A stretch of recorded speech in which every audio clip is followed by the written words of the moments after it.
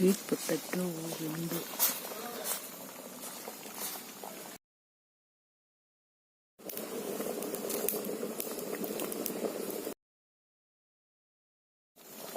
കുറച്ച് ഉപ്പ് ഇട്ടിട്ട്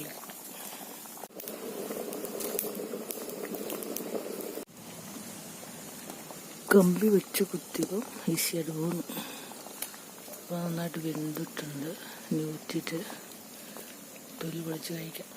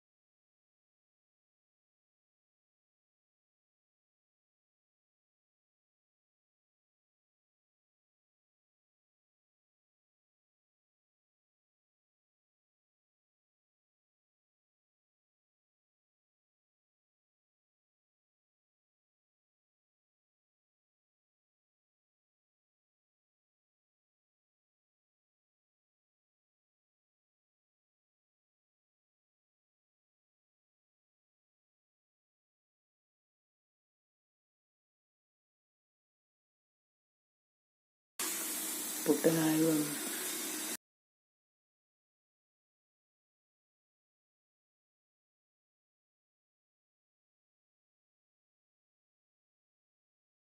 കുമ്പളങ്ങ കൊണ്ട് മോര് കറി വെക്കാം.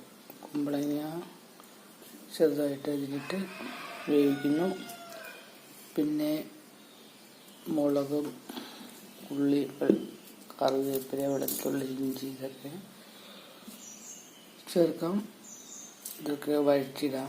മുളക്, തേങ്ങ ഇതൊക്കെ അരച്ചിടാം. കുറച്ച് ജീരകം അരയ്ക്കുന്നു. അങ്ങനെ അവസാനം മോരൊഴിച്ച് കറിയാക്കുന്നു.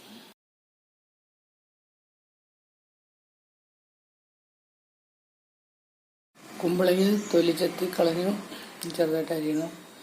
ഇഞ്ചി, വെളുത്തുള്ളി, ഉള്ളി, പച്ചമുളകൊക്കെ എടുത്ത് വെച്ചു. തേങ്ങ ചിരണ്ടി വെച്ചു.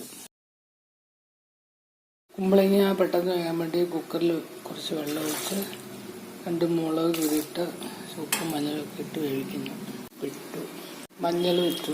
അപ്പം ഞാൻ വെള്ളം ഒഴിച്ച് അടുപ്പത്ത് വെച്ച് വേവിക്കുന്നു. കുക്കറിൽ വയ്ക്കുന്നു.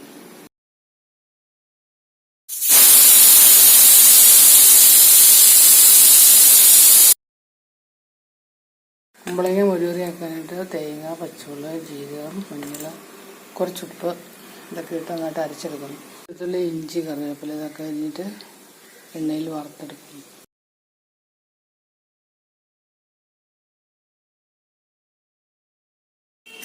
മോരുകറിക്കുള്ള മോര് അരപ്പ് റെഡി.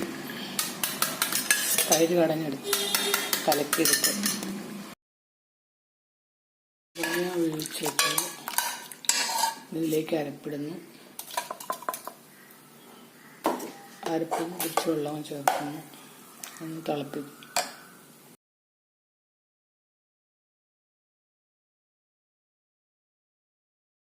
കുമ്പളങ്ങ മോരുകറി വെക്കാനുള്ള അരപ്പ് ചേർത്ത് തിളയ്ക്കാൻ വെച്ചു. കുറവുള്ള ഉപ്പൊക്കെ ഇട്ടു. ചിഞ്ചിട്ട് അടുപ്പ് വെച്ചു. എണ്ണ ഒഴിച്ച് ചൂടായപ്പോൾ കടുക്, ഉലുവ ഇതൊക്കെ ഇട്ടിട്ട് ഉള്ളിയൊക്കെ വഴറ്റി മുപ്പിച്ചു. കടുക്, ഉലുവ ഒക്കെ പൊട്ടി. ഇത് മുപ്പിച്ച് മോരുകറിയിലേക്ക് ഇടും.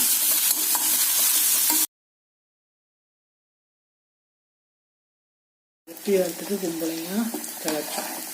ഇനി ഇതിലേക്ക് 2-3 സ്പൂൺ തൈര് ഒഴിക്കണം.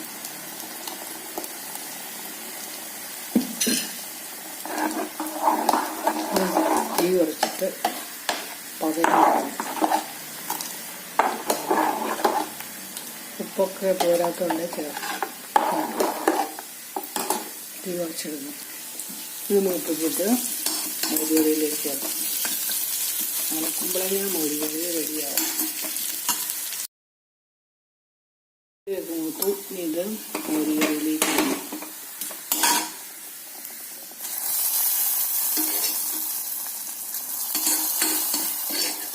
മോരുകറി തുടങ്ങിയിട്ടുണ്ട്. മോരൊഴിച്ച് കഴിഞ്ഞാൽ പിന്നെ തിളയ്ക്കണ്ട. മോരുകറി റെഡി. കാഷ്ഗോഡ് മോരുകറി, കുമ്പളങ്ങ മോരുകറി റെഡി. ചോറിന് കൂട്ടാനുള്ള കറിയാണ്. ചാറ്